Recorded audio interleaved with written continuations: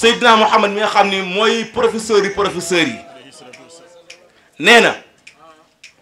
ñeenti critères yii la ñuy takke jabar yàlla nee na mën ngaa gis jigéen mu rafet lool nee na takkal ndax it jigéen taar baax na ci nag dafa am benn waay bu nu may jabar te gisul jabar ja te jabar bu nu la koy may na nga ko xool ndekete kanu ko may takkal ko rek guddi jot ay booru minuit ñu ne ko sa jabar day sëy si tey mu ne d'accord ñu muur séet ba andi mu ànd ak ay topp xam nga topp yi bari nag ñu ñëw ci néeg bi yekk laax yi reer waa ji kat xamul kuy jabar ji toog ci jabar ji ñoom am na ko toog ci la ferankulaayu jigéen ñi génn par kenn ba mu des ca ku ñaawa bay tàq ci lal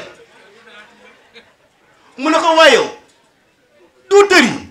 mu ne ko yaay saa jëkkër mu ne ko yaay saa jëkkër moo tax jigéen buñ la koy may na nga ko xool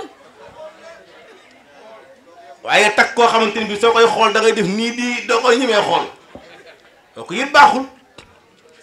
rasulullah ne jigéen daañ ko takk ngir ñeenti mil li jamaaliha ngir taaram boo ko bëggee ndax taaram takkal am na ñoo xam ne jigéen leen ci rey mooy rafet yàlla ma Seydina Muhammad ne boo gisee jigéen bu jekk loolu nga bëgg ko takk ko mu ne wali xasabiha wala nga gis jigéen ñu ne kan mi bokk ci askan wu baax yax bu rëy la bokk nee na takkal mu ne leen nga gis ko wali maaliha wala am na alal boo gisee jigéen mu am alal nga bëgg takkal jigéen bu yor xaalis boo ko bëggee takkal mais nee na wali diiniha wala ko am diine takkal waaye nee na kaay ma nag tànn la man Muhammad booy tànn na nga tànn jigéen ndaw su am diine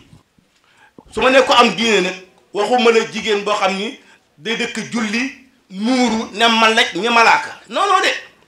su ma ne ko am diine mooy ko am jikko bu rafet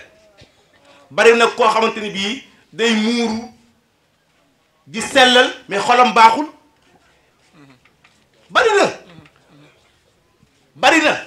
kon moo tax Seydina Muhammad ne nanga tànn ko am diine ñu wax ne jigéen bu baax dafa war a nekk ndey nekk baay nekk yaay nekk maam